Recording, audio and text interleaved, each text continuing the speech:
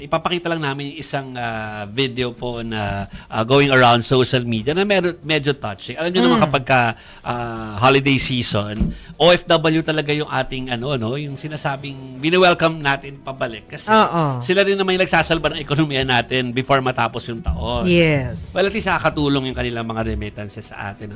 So, isa po ito, yan si Jonalyn, Ed.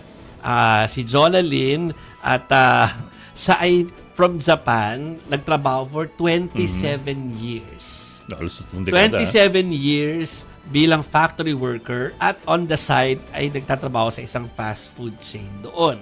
So umuwi siya at ganyan sa ka-excited na nagtatalon talaga doon pa lang sa arrival area. Hindi pa nakakalagpas sa guhit. Siya yung may sombrero. Ito yung may sombrero, yung puti.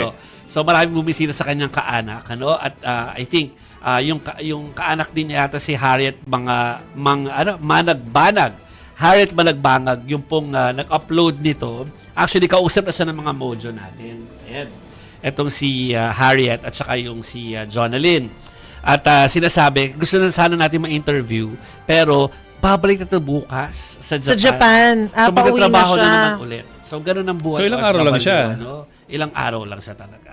Oo, for holiday lang talaga. Ay, nako. Dalawa ang trabaho niya. Dalawa trabaho niya, tapos alam mo, minsan lamig-lamig sa Japan, di ba? O, malamig. Oo.